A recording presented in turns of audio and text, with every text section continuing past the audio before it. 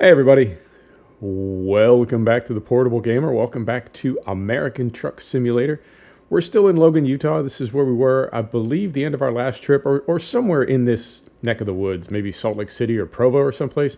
But we're going to pick up a cargo and we're going to take it back up into the Idaho DLC. I did swap out the Mack Anthem for a 389 with, it's got a bigger sleeper. I prefer the 36-inch coffin box sleeper, but in base game truck, we don't have that option. We just have the wider one. And I did throw a skin on this, and I did get, it's a grain trailer, and this is the belt belly. They've got a different way of describing it, but yep. So this is, that's better. In the sunlight on that side, you can see it a little bit better. And I did throw a skin on it. A little bit fancier, a little bit more chrome, right? Some pinstriping, as you do. So let's go get this picked up, and we will be on our way. And we are running filters. I wasn't running filters for a long time because the game had some new graphical stuff, and I didn't. We got lights on? Yep, we do have lights on. I didn't want to, give an inaccurate representation of the game by not having that. You wouldn't be able to see the way the game really looks because we'd have my filters instead of the game's filters. But I like a little filter, and I like that. The way NVIDIA is set up now with reshade on the card, you can run reshade with really no impact on your frame rate whatsoever. How are we doing on fuel? Fuel gauge is on this truck right there, 3/4 of a tank. We're good. All right. So we will be on our way. Yep, it has been, it's been a while since I posted. It's been a while since I recorded, and I will tell you about that as we get going. But as always, first thing we do when we drive the truck is we sort of catch up on some gaming news. And I'm guessing now that Colorado and Iberia, man, it is tricky to get out of this lot. We've pulled out of here before, and I feel like the traffic splines are not where you would think they would be. All right, so we'll make our turn here carefully. There we go. So I'm thinking that Colorado and Iberia are going to be released with 1.39 now, and that's cool. I have no problem with that whatsoever. Unexpected. I thought Iberia and Idaho would release about the same time, but I say this all the time in videos, it's a different world. 2020 has been a different kind of year than I think any year that any of us have experienced before. So, it'll be ready when it's ready. But I'm guessing probably fall sometime. 1.39 will be available. And I really haven't heard a lot as far as what 1.39 will include or what they'll do. I'm hoping that they continue to rebuild cities on the ETS side. I know the areas that they've redone really make, I don't want to say they make the older areas of the map look bad, but they do. They make the older parts of ETS look like, like the developers were kind of figuring it out. And that's fine. That is a process. I saw a big patch for F1 2020 come in, and there were some bug fixes, and there were some liveries. And then in the comments on Steam, people were saying, the game's been out for a month and there have already been 2 major patches. You suck. Let's get loaded up here. You released a game that wasn't done. That's terrible that you're releasing patches. We're taking pelleted animal food up to Salmon, Idaho, and this will take us up through Pocatello and Idaho Falls up to Salmon, 3 cities that we have not been through yet. And we haven't really explored the eastern side of the Idaho DLC, so this is perfect. But there was some pushback from people in comments saying, no, that doesn't mean they suck. That is, all right. I'm taking a look around the parking lot here to try to figure out the best way to do this, and traffic is not happy. All right, here we go. I think I can get around the back and then almost go back out onto the highway to get it backed in there. I don't think I can spin it around in this space.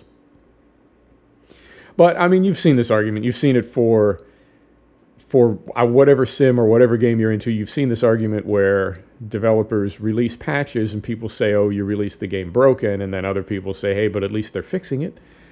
So I guess, a solution for that would be don't release the game until it's perfect. But we don't want that. We want these games, I don't know, not always early access, not always beta, but we want these games sooner rather than later. Think how frustrating and how disappointing it would be if these games that we're really looking forward to, if some of them or a lot of them, oh no, All right. I thought this was the back of the facility. We pulled back out onto the road here. So what we'll do is we'll back up and then we'll go around these grain silos here. So I guess what I'm getting at is SCS could have waited, 8 years until they knew what they know now.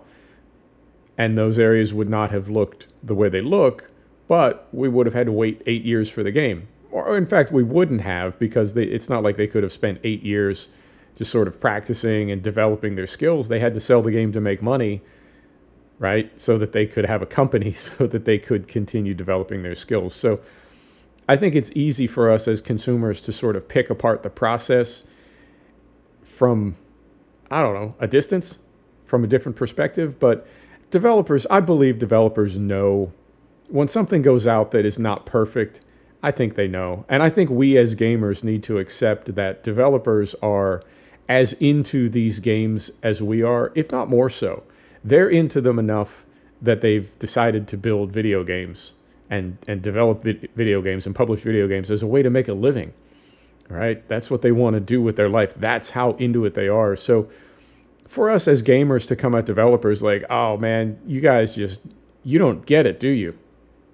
Yeah, I'm pretty sure they do get it. I think they get it better than a lot of us. And I know that developers, when they have to send something out that is not perfect, I think for the most part they know it and it bothers them, and it's a compromise.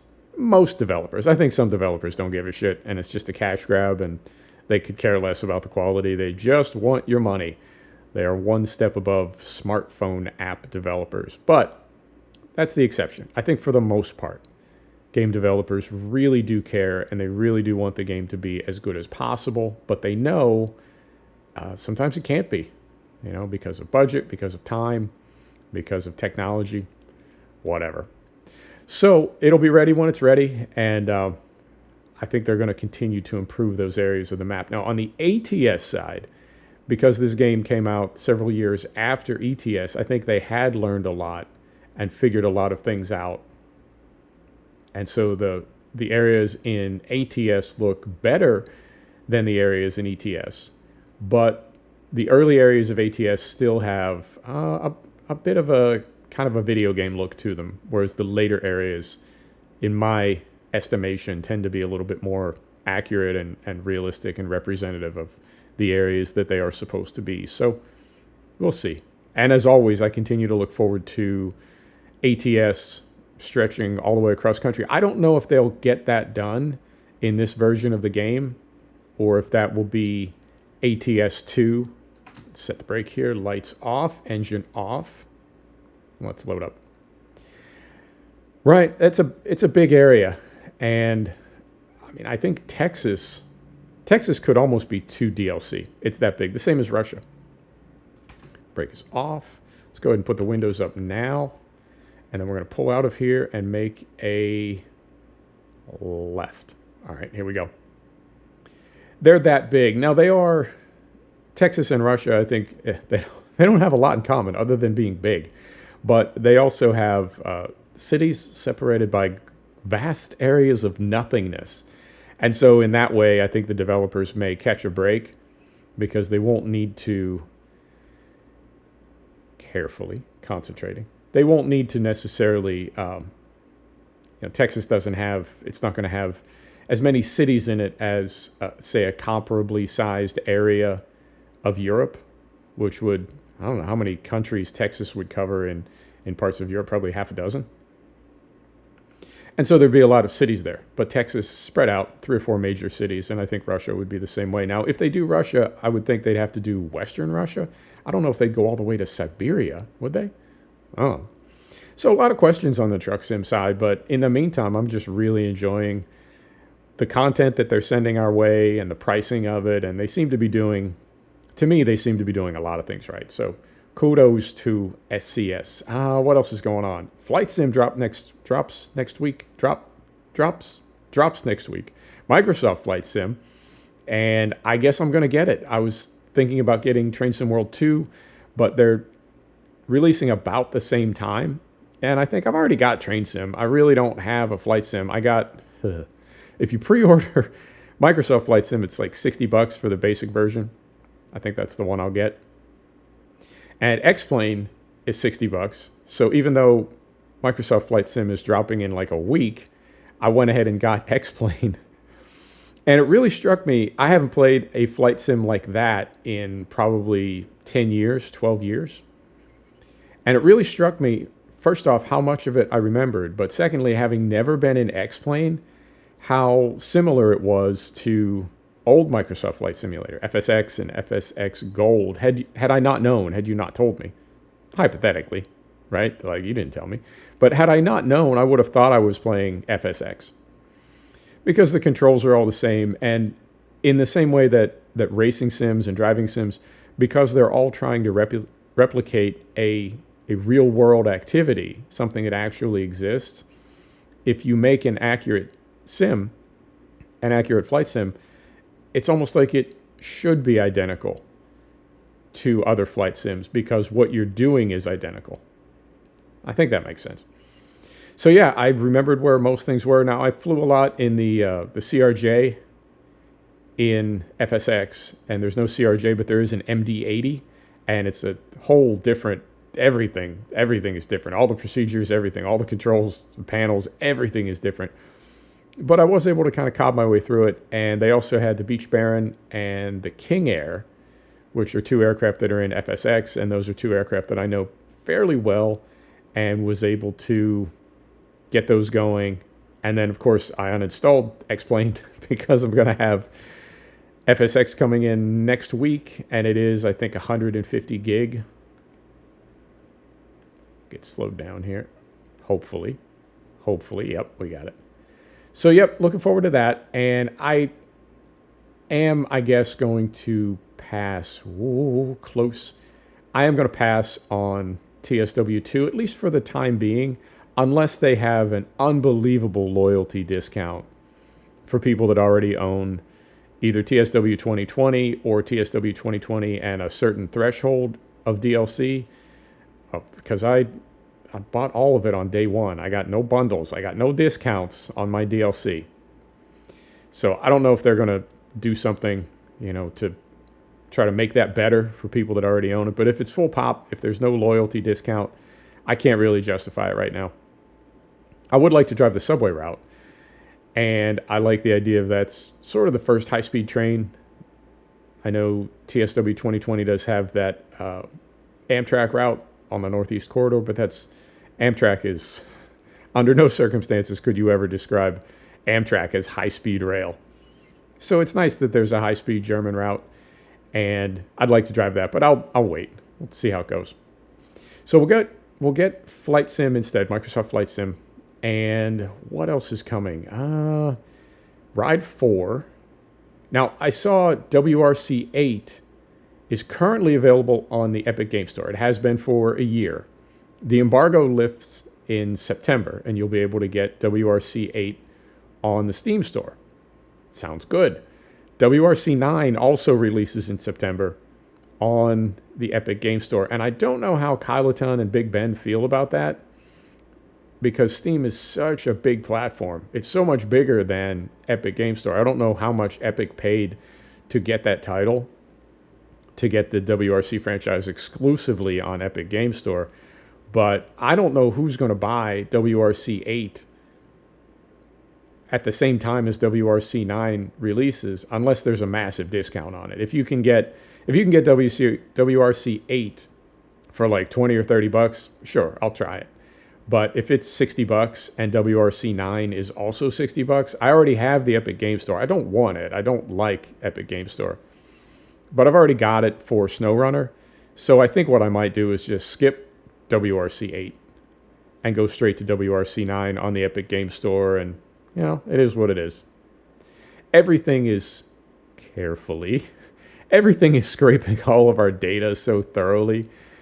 Some friends of mine just moved, and the way that the Wi-Fi in their place had to be configured, they had to go with the Google Mesh system, so they had to get one of the little Google things that you talk to. And I own a Samsung phone. I own a Galaxy that runs Android, and, it's got the Hey Google and everything else. I don't really use it a lot, but when I do, it's super convenient. You know, if you're falling asleep and you just want to yell at your phone to set an alarm for the next morning, things like that. Yeah, it's cool. But the idea of having one of those pods in my house and talking to it, no, never really appealed to me. And I didn't think I would really be into it, but within just a few days of them getting it hooked up in their place and hanging out there a couple evenings, yeah, it's super cool. And you know it's listening to you all the time. You can tell it not to. You can manually like flip the switch and turn it off or unplug it, whatever. But you know it's listening to you. And you know it's scraping your data, as is every electronic device that we have. I mean, even Windows 10. Windows 10 isn't an operating system anymore. It's a data collection system. And the way that it sort of wiggles its way into your life is by running your PC. But we all know this. So the Epic Game Store scrapes Steam data and does things on your PC that you really don't want it to do carefully. And it does this without really telling you, and it's very surreptitious. And it's like, yeah, all right. I mean, the idea that the Epic Game Store app could find anything or see anything on my PC or my gaming laptop that a dozen other technologies have not already seen and harvested, it's like, yeah, it's static at this point, right? The damage is done. It's too late. We're all slaves. It's too late. So, you know, I'll go with the Epic Game Store. Fine. You win. You win, Skynet. So that's what's going on there. And I'm trying to think of other titles. Ride 4 is coming out. Sort of looking forward to that. I don't know. I've talked about this before. I like the Ride franchise, but I don't know. It's not quite a sandbox like something like Truck Sim. But it also, to me, it doesn't have quite that structure of a career mode that gives you some goals. There is a career mode. There are a lot of things that you can do, but there's so many of them. It's like they're almost meaningless. There's too many of them. For me, there's no linear path. But I'll probably get it. I love the way that they have brought the bikes in. It reminds me of Project Cars 2. The bikes are just, you see different models and different years and different eras, and it's like, I thought I was the only person that really liked that one. But motorcycle people, for the most part, sort of congregate around the same historic and classic bikes. So, yep. And WRC 8, WRC 9, Ride 4, Dirt 5 is October as well. Flight Sim, Train Sim World 2, DLC. Yep, I think that's about it. Yeah, I think that's all we've got looking forward to between now and, I don't know, what would you call that, Q3? Yeah, Q3. I mean, October is Q3, Q4. You know what I mean? Who knows what's going to happen for the holidays? I don't know what the rest of this year is going to look like. I don't think anybody does. But we'll see. We'll just play it by ear. So I've been away for about 10 days. I haven't been away. I mean, I've been here. And I've been doing a lot of research on YouTube. And I don't want this to ever be like a serious topic of conversation for the channel. But I have grown a little bit slowly. And I got a comment from somebody about a week ago, maybe a little bit longer than that. And you can see it. It's a couple videos down. But they sent subbed in all caps. And as soon as I saw that, I was like, all right, here it comes. Here it comes. I'm ready. And I don't know, maybe an hour later, they responded to their own comment with, I subbed you, will you sub me? And no, I won't. I really don't follow a lot of channels. And now if you're following me, if you're somebody who's been a subscriber and you start a channel, DM me, let me know on Discord and say, hey, you know, I started a channel, I need some support. That's cool because we're sort of like, we have a thing already, you know. There have been people in Discord. There are people in Discord that have a YouTube channel or they're doing something on YouTube. And they let me know, and it's like, oh yeah, I'll sub you right away, because we're sort of friends, you know. It's social media, it's the internet. We're not really friends, but we're friends, and I'm happy to support you as you do your thing. But to just show up out of nowhere, unannounced, and say, hey, sub me, I subbed you. I hate that. I don't like sub for sub. I don't like begging. I don't like when people do it, and I don't like to do it. And I know that if I started spending an hour a day just subbing channels and then leaving comments saying, I subbed you, you subbed me, I know I could pick up like 50 to 100 subs a day. And I know people do that, and I know that's how they grow their channels. I know Instagram and Twitter and Facebook and all the things that people use, buying subscribers, buying likes. I know that's how it's done. And I know that's the way to grow a channel, but I hate that. Even something as simple as smash that like button. It works, but I hate it. I don't like being told to like a video. I'll decide if I like it. And if I do, I'll drop a like for you. But don't tell me to drop a like, because at that point it becomes obvious what you're doing. Trying to grow your channel because you want to make money, or you just want likes and subscribers. But more than likely you're trying to make money. Well, I do this as a hobby. So would I like to make money at it? Yeah, that'd be fantastic. But statistically, ain't ever going to happen. So there's no need for me to pester you. This channel is never going to be a significant source of income for me. So let's just have fun. I don't need to bust your balls constantly about growing the channel. Having said that, the channel is growing slowly. I know why, but it takes some time and effort. And so I've really been thinking about, do I want to keep doing this, or do I just want to play games for fun? And I also realized that since I started doing this 2.5 years ago, I've thought of gaming since I started the channel as like, not necessarily something I do on a schedule, but something that I sort of do, and not quite a job, but it's in the neighborhood. And I realized that I have not taken a vacation from gaming, not the channel per se, but gaming. I haven't taken a vacation from gaming for 2.5 years since I started the channel. And so for the past, week and a half, I haven't really been looking at the calendar. But for the past little whatever, I've kind of taken a vacation from gaming. And when I think about things that I've done in the past that I've been really, really into, skiing and snowboarding, mountaineering, mountain biking, road biking, motorcycles, periodically, you just take a little time off. I think the gym is a good example. Well, gyms are closed right now, but I'm a gym rat. I go to the gym every day for, between 1 and 3 hours. And every now and then, every couple of months, you just need to take a few days off to heal your joints and kind of, recover a little bit. And I guess I'd never thought of gaming that way, because it's a hobby, because it's something that I do for fun and something that I really, really enjoy. It never occurred to me that I might need to just take a vacation from gaming and from the channel. And I did, and I feel great about it. I really, really do. I think the truck videos were the ones that were the most challenging, because we like to talk when we're driving the truck, and I had nothing to talk about. I had nothing to say. And so I would just try to wing it and end up feeling very frustrated and almost a little embarrassed, because it's I'm not really saying anything. I got nothing for you, but I'm supposed to record a video.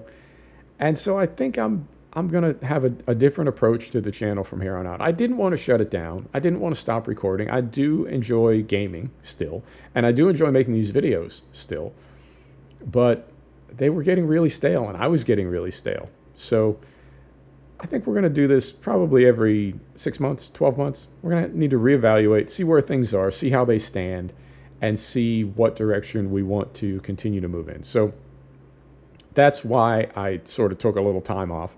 I'm glad I did. And I spent a lot of time racing, which is something that is not a part of the channel. I spent a lot of time back in the Division 2. I got the Warlords of New York DLC. And the game has changed pretty drastically since its first iteration. And it's fun in a different kind of way. Still really grindy. It's still an RPG. And it's still very gear intensive. It's not quite spreadsheet gaming, but it's in the neighborhood. But it was nice to spend some time just doing what I wanted to do with gaming, rather than feeling like, okay, this is what I need to do next, or this is what I have to do today. Just do whatever I want. And I also saw a comment from somebody saying not a comment on one of my videos, but a comment in a thread. They said the optimal timing for most channels on YouTube is 2 videos per week. That is what the algorithm responds to the best. I don't know that I agree with that. And I feel like because we have sort of story-driven gaming on the channel, we're not role-playing. And, we're not, like right now, I'm not, I don't know, Jimbo. I bought this trucking company in 2007, right? We don't play like that. But let's get slowed down here. But we do in something like the truck, right? Every video picks up from the last city that we were in. On the farm, I try to pick up from the last place that we were. And I try to make it all sort of fit together. And I feel like if we went twice a week with the same sort of spread of games, that it might be like a month or 6 weeks between truck videos. And I feel like that's not quite frequent enough. That's not really enough to know where we were last episode and to remember like what we were doing. And the same with the farm. If we're 10 days or 2 weeks apart for episodes for a specific farm or a specific map, it's sort of like, no, wait, we were doing what now? And if you were to miss one video, that it might be hard to like figure out, well, now how do we get here? Why do we own that? That sort of thing. So I don't know that 2 per week. I think 2 per week is not enough, but 5 or 6 or 7 per week, I think might be too many, both for the algorithm and for my schedule. So yeah, but the main thing is I'm just playing it by ear. I don't know if I'm ever even going to monetize. Like, I don't know if I've got the view hours, which is one requirement. I've got the total views last 365 days. And then the third requirement to monetize is 1,000 subs. And we're at about 850 now. Even when we can monetize, I don't know if I'm going to. I really don't. And I'll tell you the reason why. When I'm watching a small YouTube channel,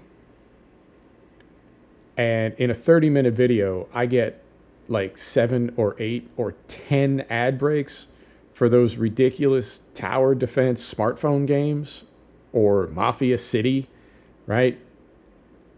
And it's just, it really breaks up the flow because you're constantly being interrupted and told to buy a shitty smartphone app.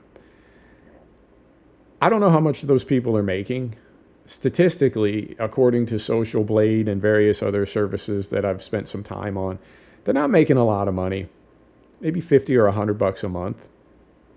And 50 or $100 a month could be a lot of money to somebody. That could make a difference in somebody's world. And I'm not telling anybody how to live their life or what they should or should not do. You do you. You do what you need to do. You do what works for you. But as much time as I put into this channel, and as great an audience as you are, and as long as you've been with the channel, the idea that I would interrupt a video so that you could watch, or so that you had to watch a smartphone app ad, and in return for that, I would make $100 a month or $50 a month. That seems like, I don't know, that just doesn't make any sense to me. Now, a few $1,000 a month, sure, that's a whole different story. We're all prostitutes. We just have different prices. Everybody is willing to sell out for the right price. And I certainly am. I'll be upfront with you about that. But not for a few $100 a month. I'm not going to insult you for a few $100 a month. But I would insult you for a few $1,000 a month. And I completely understand if you would insult me. Does that make sense? I think it does. I think it does. I don't know if I'm ever going to monetize because I don't know if the channel will ever be big enough. In fact, I do. I know the channel will never be big enough that there will ever be amounts of money in play that are worth that sort of thing. So what that means is we get to keep it just strictly fun. We get to keep it a hobby. And I like that. It takes the pressure off. I couldn't imagine if I was making a living doing this and what that would do, like how that would change my feelings about gaming and about you as an audience and a lot of other things. There's a streamer that I watch. I uninstalled Escape from Tarkov. The game was it was rough. It was very rough on my emotions and my mental health. There's no other game like Tarkov. But I watch streamers play it now. I do still enjoy the game, just not playing it. But I enjoy watching other people play it. So I'm watching some streamers, and I hear this cat say, this was a few months ago. I think he's taken some time off since then. But from when they did the Twitch drops beginning in, what was that, like mid-December, they wanted to sell it for the holidays or something.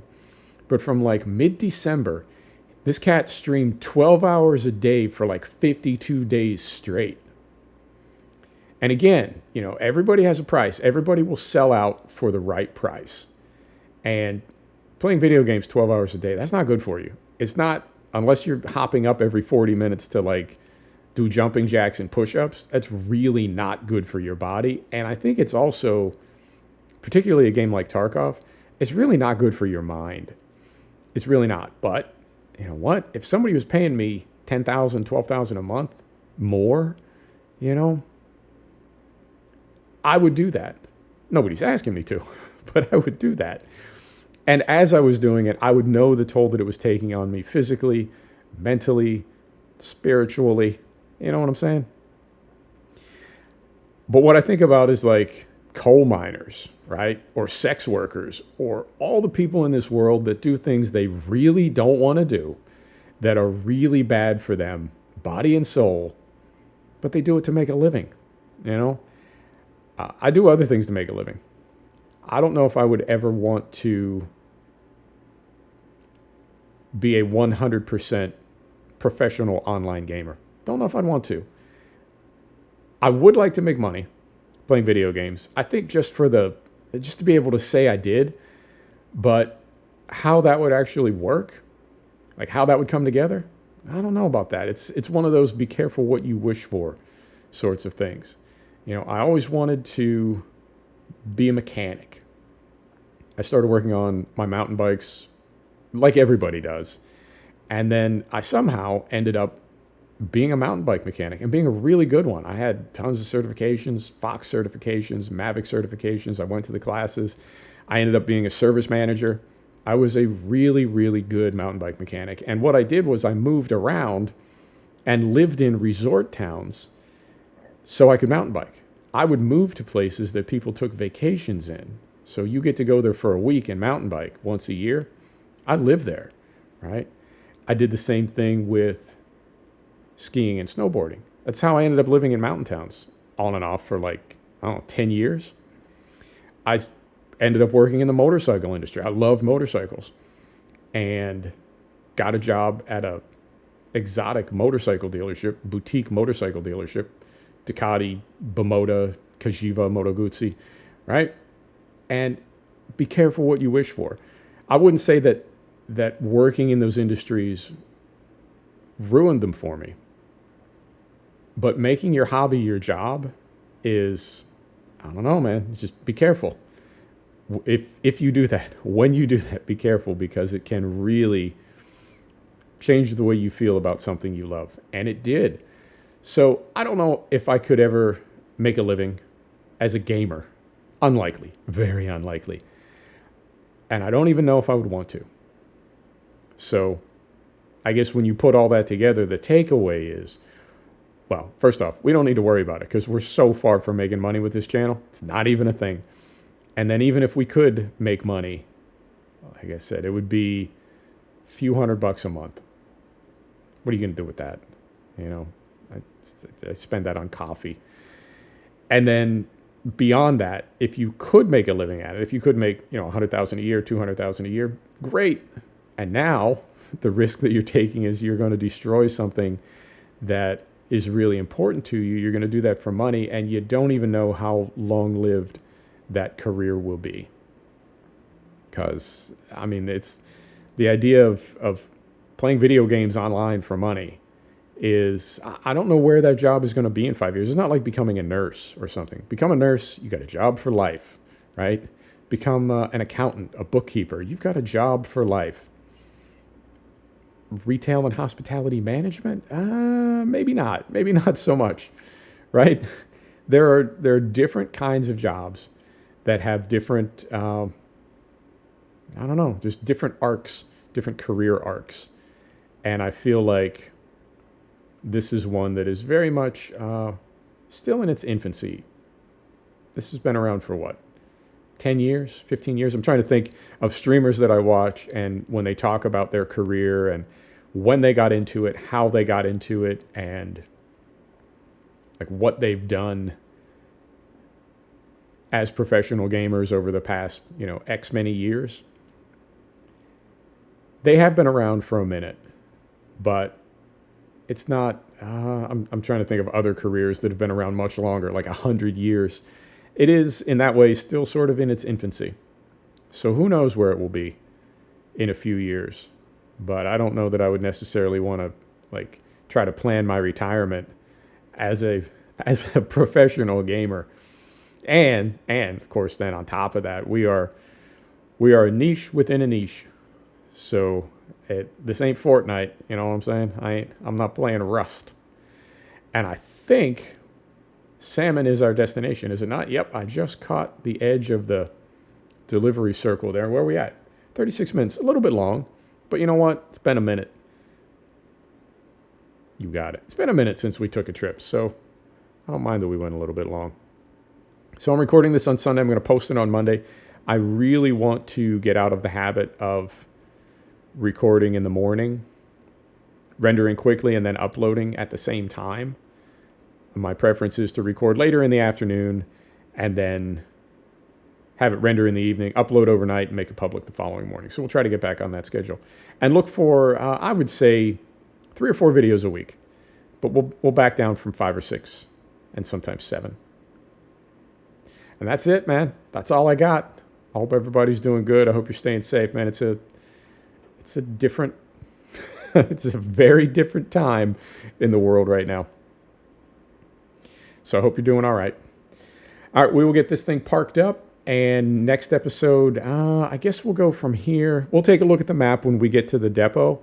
But I think from here we can go maybe a little bit further north. Up to, what would that be? Not Whitefish. Whitefish is Montana. What's the place I'm thinking of? Coeur d'Alene? Yeah, Coeur d'Alene maybe is, or have we already been through there? We'll take a look at the map. But we'll figure out which cities we have not been to yet, and then we will get those ticked off, and that'll be the whole Idaho DLC. And then the next one, like I said, another month or two, maybe a little bit longer, we'll get into Colorado. Can't wait. Can't wait. It's going to make me sad. Colorado is, I don't know, man. Colorado's a very special place to me. All right. Right out to the edge of town here. And where are we dropping off? Right there. Yep, that looks like it.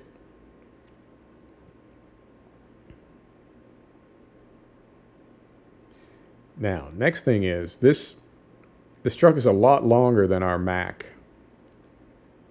So let's take a look at the layout here of the yard and make sure we can get this thing parked up.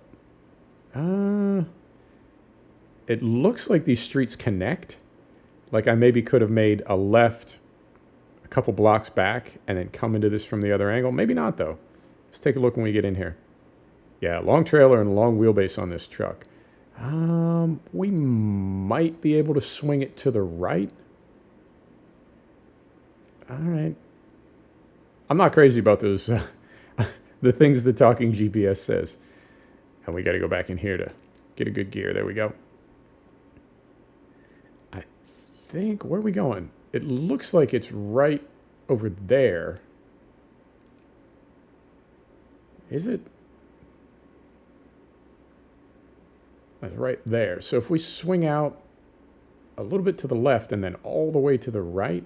Oh, no, it's over there. Oh, okay, that's fine. We'll just go over here. I thought it was like turn the spot 90 degrees clockwise. When I first saw these two little white markers here that we're about to pass over, I thought we were coming into it from the other angle. Oh, there's a great big curb there. All right.